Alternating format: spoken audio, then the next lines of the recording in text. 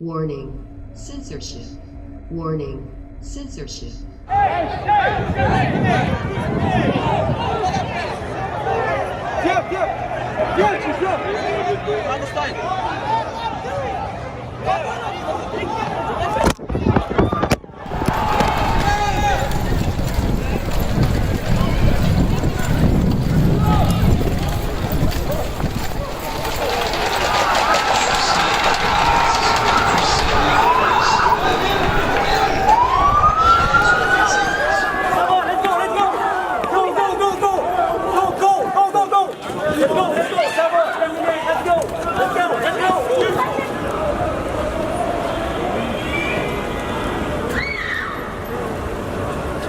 The funny thing is, I just so that I don't have to deal with the police and their nonsense in Turkey, I decided to move to Canada.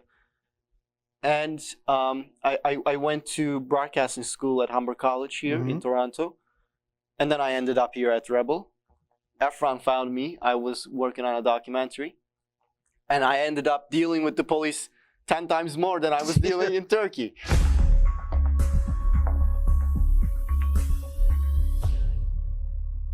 Abdusselam, a.k.a. Mocha Bezirgan, is an actor, videographer, documentarian, and editor, I could go on, who had vaulted into fame as a teenager for his anti-establishment comedy short films, and he's currently videographer-in-chief at Rebel News, and we're happy to have him here. Thank you, Mocha, for joining me on this episode. No problem.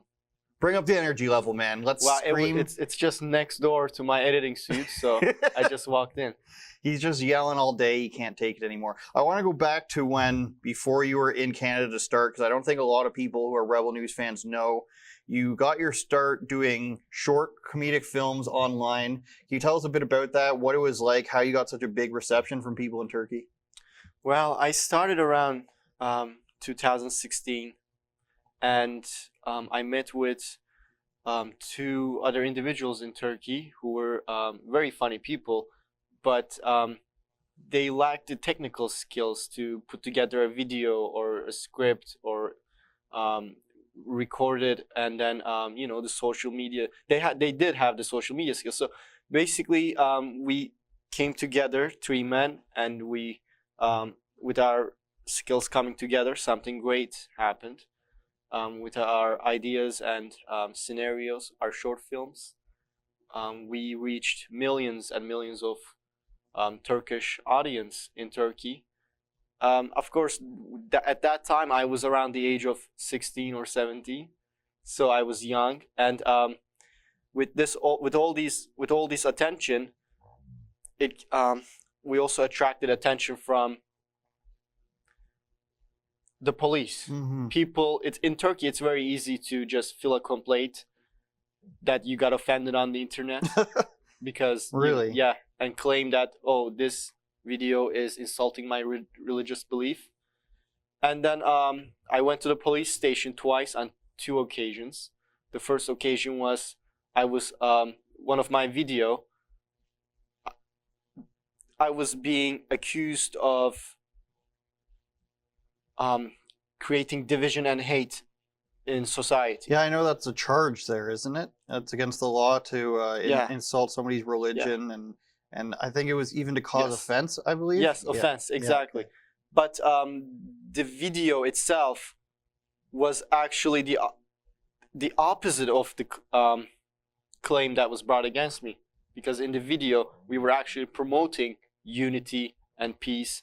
The video's name was the drug of ideology, and in the video you see a man selling drugs, and then this guy buys the drug, he takes the drug, and then he goes high, and then as he's walking down the street he sees 3 Muslim men, and they're like, oh, how are you, my Muslim brother? Oh, we're going to the mosque, how are you doing? And because this guy is high on ideology, he interprets that as a, oh, you ISIS, you this and that, what are you doing in this country, you're never gonna, and they're shocked, because in reality they're just normal human beings who happen to be Muslim, and they're not terrorists or anything. And then he goes on to another guy who is speaking Kurdish. And in Turkey, there is that division between Turkish and Kurdish. There are the separatists who want to separate from Turkey, but that's a challenge because in the constitution of Turkey, it says that even an MP democratically cannot bring up the idea of separation. So there's that problem, and then he says, he just asks him how to get to Taksim, how to get to a location. But because he's high on ideology pill, he interprets that as, oh, we're gonna divide the country, we're gonna have our own country, goddamn Turkish Republic, and so on and so on. But we were just showing, you know, we were trying to show unity. We were trying to spread that message that, hey guys, don't take it too seriously. Don't get, you know, dive into foxholes, so to speak. But someone interpreted that wrong, and I had to go to the police station and explain that this is not the case. And on a second occasion, this time, our whole YouTube channel was being accused of insulting the president of Turkey, insulting religious beliefs of the public, and so on and so on, hate crime, so forth. But it's like nonsense. Now, here in Canada, we face censorship all the time. Videos are taken off for certain subjects, especially in the last 16 months. Was it just public pressure that you faced, or did people actually censor you? Did any of your videos get taken down? Did the government demand anything like that? YouTube took down that particular video and gave us a strike, I believe.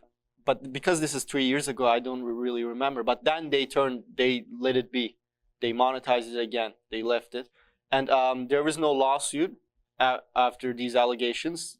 The prosecutor didn't go with it because I defended myself. I said, these are baseless claims. And I said, whoever made this claim against me is stupid. I said that in the police report. And the police said, are you sure you want to say that? I said, yes. So I'm saying that because being at that age, and I'm also, you know, facing all that stress from the police, because who wants to, you know, think of the point of view of your family. Who wants their children to get into trouble with the police, the government, and when you're especially have a large following, and then maybe go to jail? Because one of my friends, he's facing 4 years in jail now. It's a court decision because he made a music video, a parody music video of a rapper who made a music video about weed. So the rapper himself already got into jail. Okay, that's crazy. So yeah, I didn't face pressure from the public. The pressure was coming within the family, and that pressure combined with the you know, pressure of my friends, their motivation was being damaged, their willingness, because me, I'm dual citizen. If anything goes wrong, I can just come to Canada. My friends, they are there. They are Turkish citizens. If anything goes wrong, they're gonna suffer. So with all that stress, I said, you know what? Why am I dealing with this? Why shouldn't I go back to Canada? That's what I was gonna ask. So you're a young guy. You're famous. Assumingly, you're making at least enough money to survive on your own. Is that fair to say? In Turkey? Yeah. Well, because I was at that age, I was living with my family, so I wasn't paying rent, but I was making enough money to sustain myself. So that's the reason you come to Canada then, is all the nonsense you have to deal with in Turkey? Yeah, all the nonsense. And I said, you know, in Canada, you have free speech, you have, the police is not, like, the police doesn't ask your ID every day when you're on the subway or walking to a major park or something. So I said, I'm not going to deal with it. And also there's a difference of consciousness levels between nations. For example, I was in Armenia. I was interviewing an intellectual there, and he was doing some research about Armenian genocide. And he goes back and forth to Turkey. And in Turkey, that's a hot topic. So he didn't want the interview to be released. Then because he thought I was just doing for schoolwork. But this was in 2017 and I was young. So I asked him, why are you scared? Why are you getting death threats in Turkey for even just talking about this?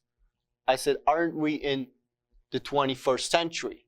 And he said, well, yeah, we might be in 21st century, but not every country is in 21st century. Well, and that is right. That is so true.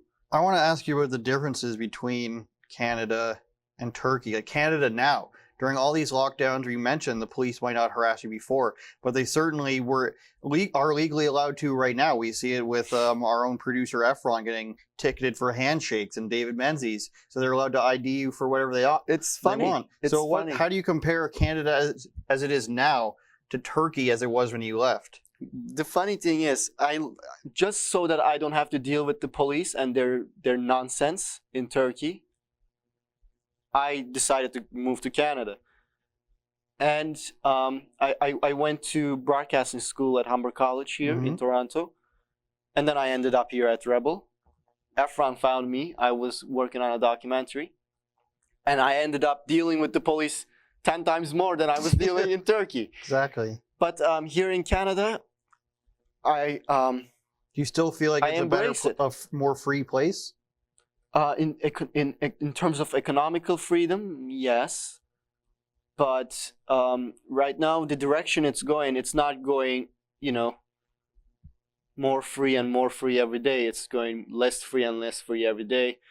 And that will have very bad... Right now, we're just suffering the immediate consequences of these lockdowns and these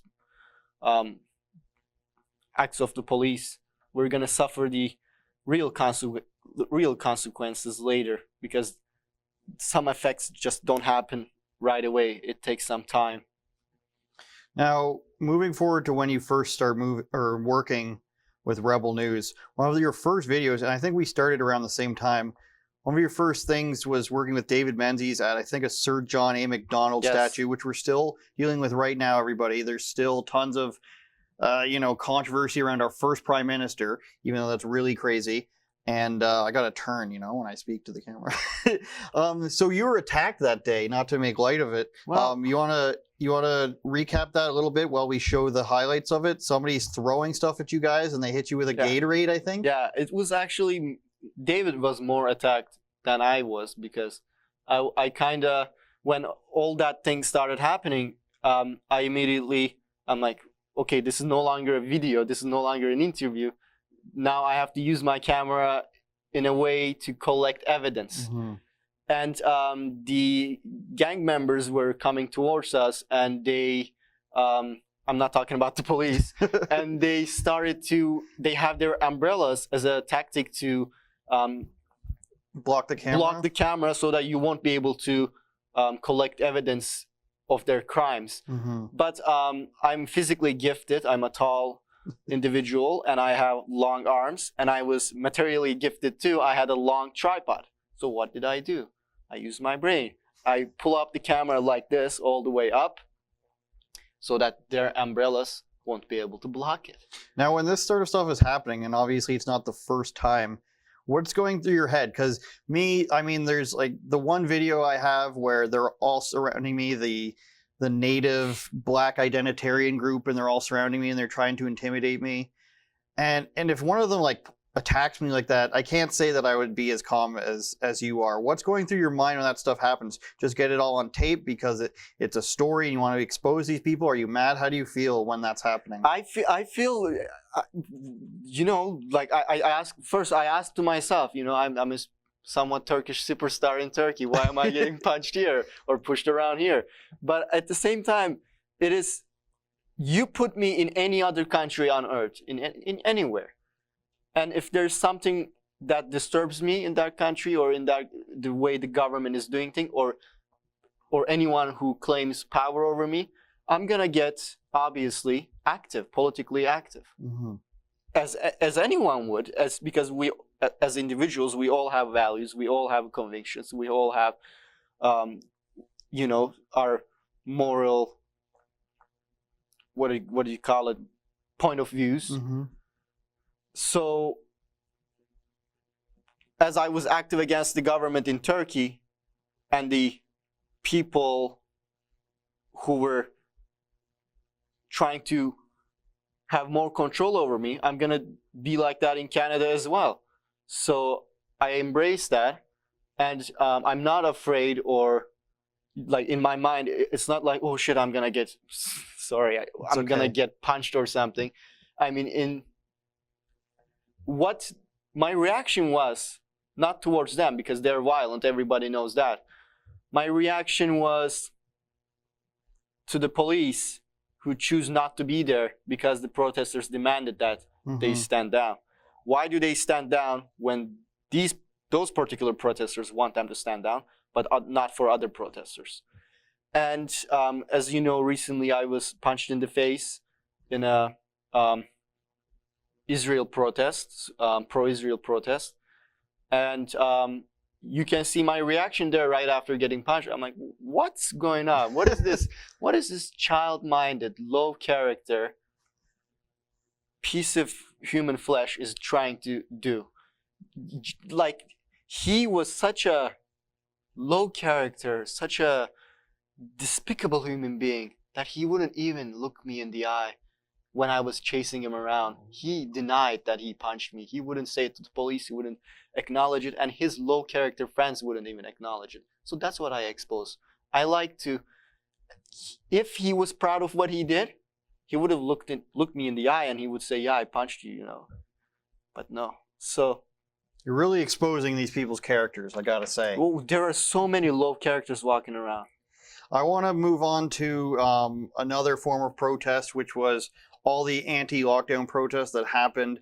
And again, you were one of the first people to go to these things. I'm reminded of the one at Cherry Beach. Maybe we can flash to that one, where it's basically just a party we're seeing on screen here. And all these people that would soon become characters.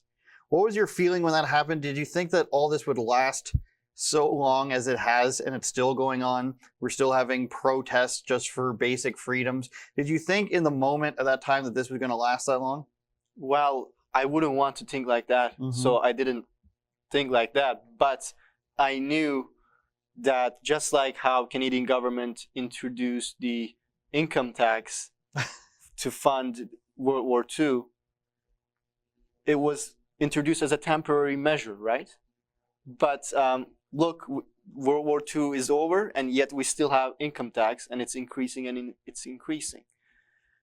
And so I think it was Milton Friedman who said, or was it Hayek who said, there's nothing more permanent than a temporary measure or a temporary government policy.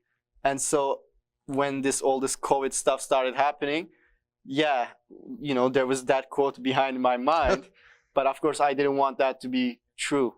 So now I want to get to some of the characters that are at these lockdown events. You got your Chris Guys, you got your Adam Skellys, you even got some of the reporters who are at a bunch of these. Is there a way that you can predict? I mean, you've been in the media for several years. I'm sure you're able to predict like some of the trends and who's got talent. As your friends, yes, you saw that they have talent, but they just didn't have the technical means. Did you see this coming, that there would be anti-lockdown superstars? I mean, Chris Guy has hundreds of thousands of followers. Adam Skelly's at least 100,000. Was it going to be anybody, I guess I'm asking? Or do you think that these people have specific talents or personality traits that make them so popular? I did not predict that because... Is it sort of the same as you, though? I think I do have the prediction talent, because I was at a secret comedy club yesterday night in a garage, and there were very talented underground comedians there. And when I look at them, I'm like, yeah, they're gonna be the next generation of real comedians. Does every counterculture inevitably have these people that are going to be popularized in the forefront, just like you were? Because the way you described your comedy to me and your videos to me was, it was bringing a style of comedy and video that literally didn't exist there. So in here, where we're not used to having lockdowns and not having communist style rules, as soon as somebody goes against that and starts a counterculture against that, are they bound to become launched into the spotlight? Well, if they just keep doing it and keep getting better at it, of course, the fame and fortune will find them. But I didn't predict Chris Sky and Adam Skelly getting this much popular. In fact, Chris Sky got so much popular, his video with you in the studio got translated into Turkish and got thousands and thousands of views in Turkey. And I'm also a translator. I worked as a translator. I translated, I translated not only for personal stuff. I like translating books, music, words and everything. Also humor, sense of humor. So in Turkey, that's what I was doing. I was kind of bringing the Western sense of humor to Turkey.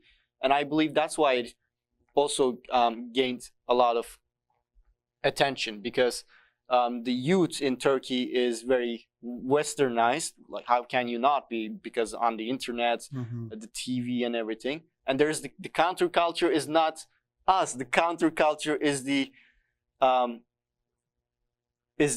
rulers of Turkey, the dominant ideology, the dominant belief in Turkey. They are the counterculture. They are countering the youth. We're not countering them. I see. And right now they are dominant, but they're not dominant if you don't allow them to be dominant in your mind and in your surrounding with your friends. Anyways, I'm just mumbling.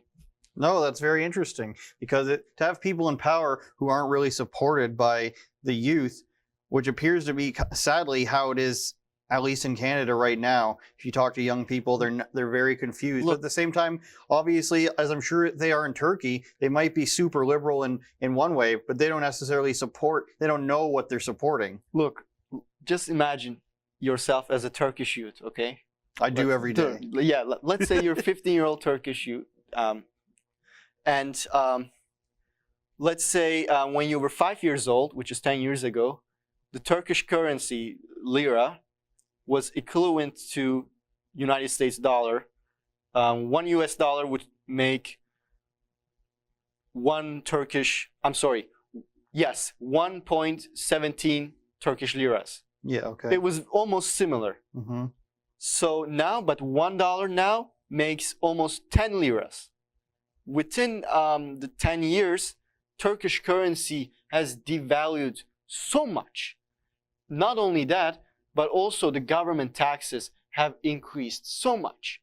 When you're buying an Xbox or a PlayStation, as if the currency difference wasn't enough, you also have to buy the same device for the government when you pay taxes. Like, the actually, the taxes itself cost more than the product. I see. And let's say you're a young man like me, 21, 20 years old, and you want to buy a car. And you have to buy the same car, 4 of the same car to the government. So the car itself costs 4 more times because of the taxes. If Turkey can destroy its currency like that, and Erdogan blames foreign actors. He blames, oh, it's the West, oh, they're coming onto us because they are jealous of our new bridge, our new airport, and so on. And this is all nonsense. You are the guy who is appointing the central bank, what's his position called, whatever. So it's actually him destroying the currency itself. It's the government doing it.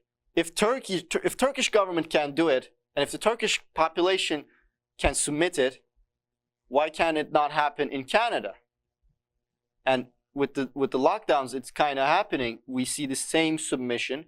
We see the similar rules and same reasoning. So anyways, I don't want to deviate from my point.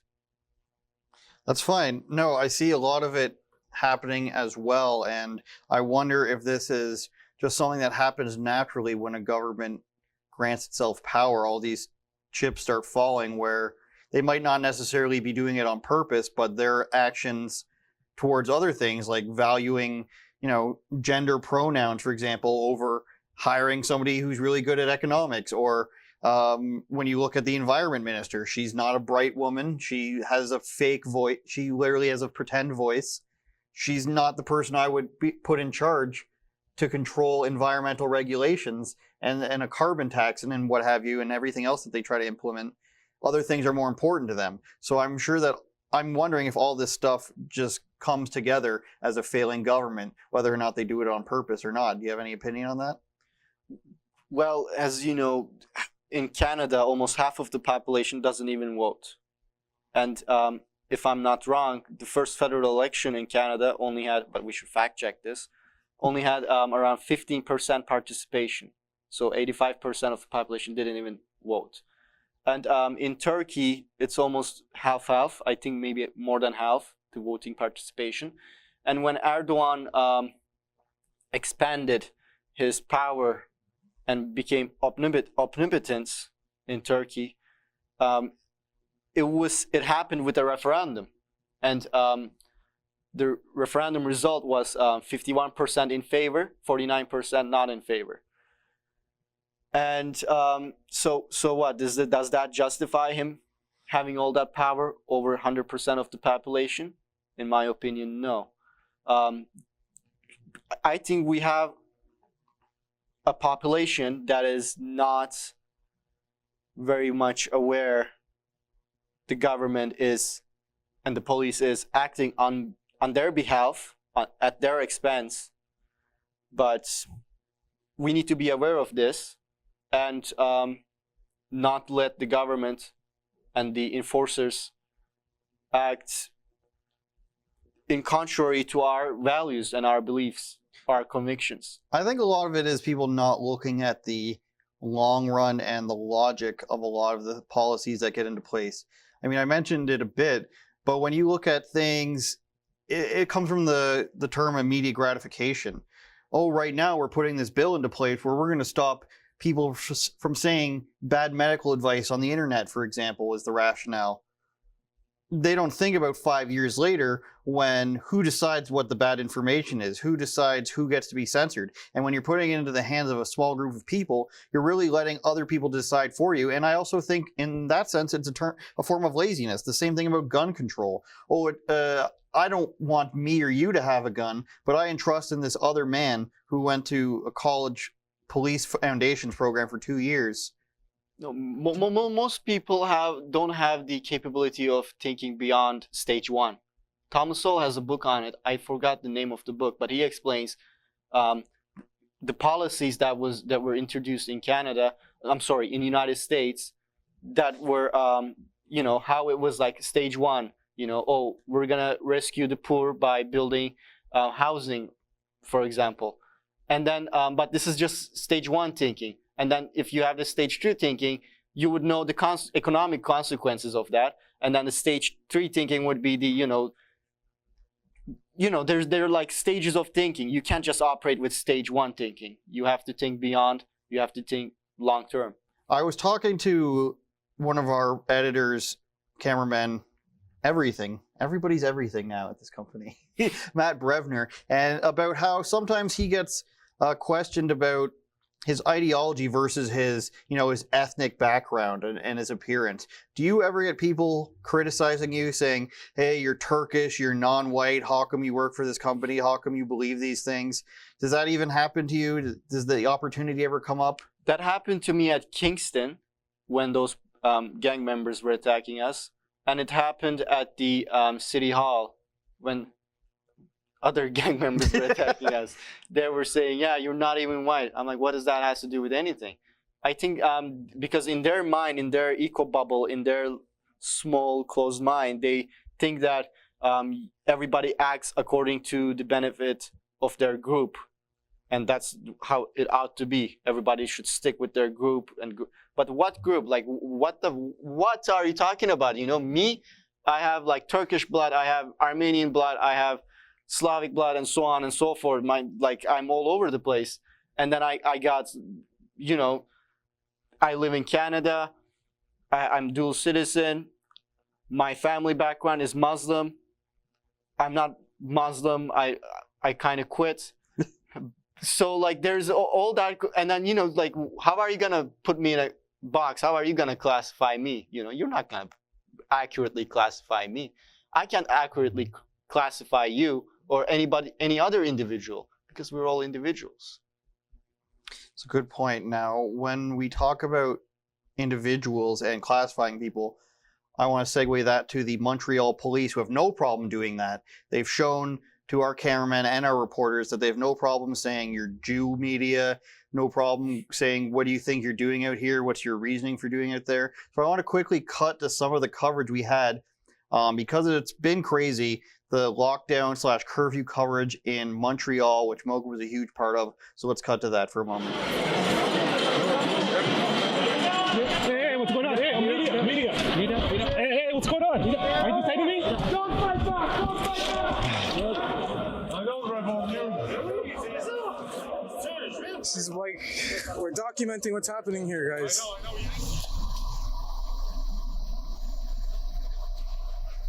So this is what's going on. They left shining their lights at me.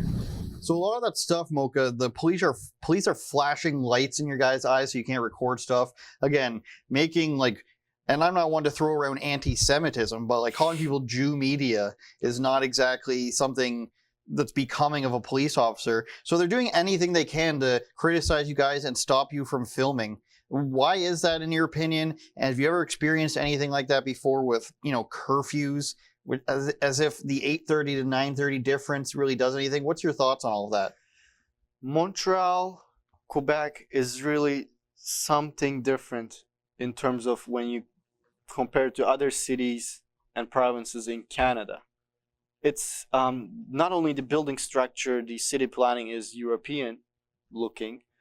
The police is also a little bit like that. In fact, the police acts like Turkish police in Turkey. In Turkey, the police doesn't also like being recorded, whether you're a journalist or not. And just you pulled me to the studio. I was actually editing my interview with Alex Bose, the man who was choked for not wearing a mask by the Montreal Police. And he was just standing there recording them. And they grabbed him using not wearing a mask in a demonstration as a excuse to assault him. And when I shared that video around on Twitter, it reached to international audience, and Americans who have no idea what's going on in Canada, they said there must be more to this. There must be something you're not showing to us. He must have done something. He must have said something to deserve that kind of arrest, let alone, reason being the mask. So they just almost can't believe that we're actually going through this thing where police can... It's like what people complain about in major cities in the U.S. where people randomly being pulled over. Whether you agree with that or not, it's, I'm going to find something to charge you with, essentially, isn't it? Yeah, but I think he attracted police station out of thousands of other people who were not wearing masks there because he was recording. I 100% believe that, and I will attest to that because when I first come to Montreal to cover a lockdown protest, while I was recording the police detaining a gentleman for not wearing a mask, and I was recording this from afar from the protest and afar from the police. I was like in the middle, and there are like hundreds of people passing by, just ordinary people not wearing masks. The sergeant itself, who later raided our boat, the same sergeant, he came all the way up to me, like we were foot to foot. He came so close to me, and I said, hey, can you step 2 meters apart? So I moved backwards, and then he grabs my arm. And then when I start recording with my phone, because I had the zoom lens on my camera, so with my phone, it's like you can't see everything. And I'm telling him that he's assaulting me, he's pulling me. He pulled me to the police area and then gave me a ticket. And then later on that day, there was another camera person, not with Rebel News, but he was wearing his mask. But later on, I found out that he was getting arrested now. And I've seen him at other protests later on. He's not a violent person.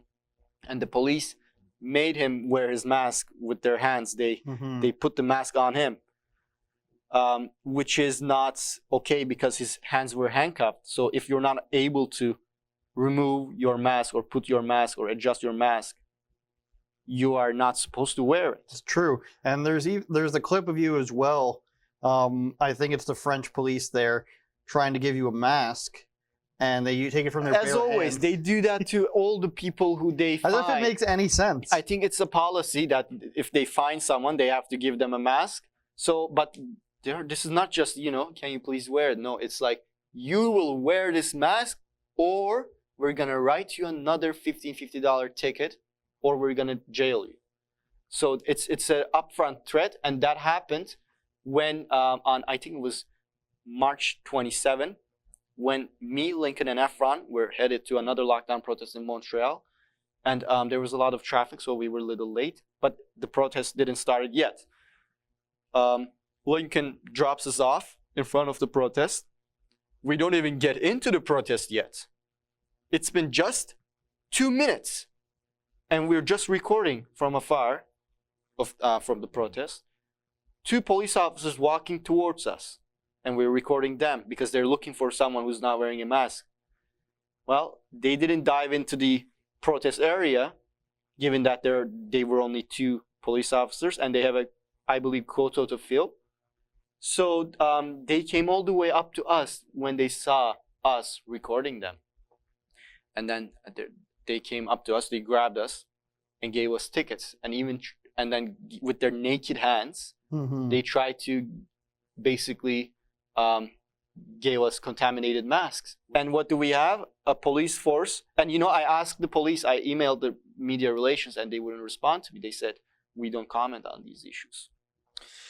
There's just so much hypocrisy, and they obviously target people who are recording. And if I might add, you might just say, hey, why don't you just wear the mask? Just wear the mask and record it. I did that. I wore my gas mask, which doesn't protect you from COVID, but it passes through. The police doesn't care. They don't even know. The mask they're wearing outside doesn't even protect them. But this time, later on that day, after I didn't wear the mask that they gave me, because I said, you touched that with your naked hands. But later on, as we were recording someone getting arrested, Efron got arrested. And then, so they made their threats. So if we were to wear those contaminated masks, there wouldn't be a problem. He got arrested. And then Lincoln got arrested. And then all the while I was wearing my mask. And because it's a big mask that I was wearing, because the police uses pepper spray and tear gas at those protests, I removed the mask like this down to my chin so that I can speak. And I said, why are you arresting 2 members of the media? Because it's outrageous. And who appeared to be in charge of the riot police there, the cop came up to me and said, put back your mask. Put up your mask back. And for 2 seconds, I did it. And then psychologically, I'm like, no, you're not obedient. What are you doing? So I removed it. I said, no, I'm not doing it because there's no one around me. I'm on the sidewalk. The protest has long passed. And I'm trying to ask a question. I just put down the mask so that I can speak. And you're not going to just come up to me and say, put the mask up. I don't care if you're a police officer or whoever you. I don't care if you're Justin Trudeau. I don't care if you're whoever you are.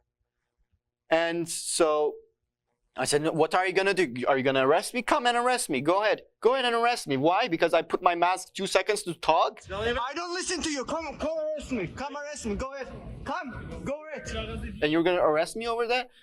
I don't obey you. Come and arrest me, I said.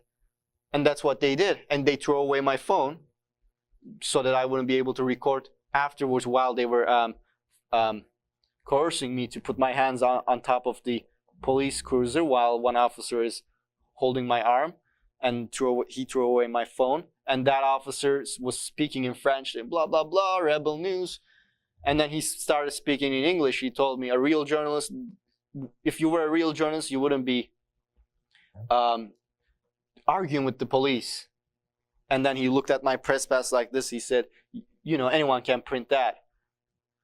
And then as they were letting me go, I said, can I just say one thing? They said, yeah. I said, remember your oath. And then I walked back. It's not, and you know, one officer was asking me, what's your postal code? And I'm like, I don't remember, I have to check. And he's like, oh, how old are you? You know, trying to make a joke that I don't remember the postal code. I wish I said this, but I didn't. I should have right there and then said, well, how old are you? You look like 35 years old, yet you don't remember your oath. It's a very scary situation when an adult man just thinks that he has an innate power over you. I don't agree with that. I can get into my opinions on that at all. Yes, I believe in respecting the law to a degree, but when it comes to things like that, like do what I say, even though it makes no sense, or else you're going to get arrested, I can't stand for that. And you mentioned the Montreal boat incident, which I want to get to, but before we get to that, we're going to move behind the Rebel News Plus paywall. So if you want to see the rest of the behind-the-scenes story about the Rebel News versus Montreal Police, crazy incident in Montreal, go to rebelnewsplus.com, $8 a month, or if you subscribe for 1 year, you get 2 free months, plus Mocha Bezirgan, a free month trial. So basically it's 3 months free, rebelnewsplus.com, and you'll get the rest of the story here. Thanks for watching another episode of Andrew Says. If you want exclusive content, go to rebelnewsplus.com, where we talk about topics we're not allowed to show you on social media. Danger.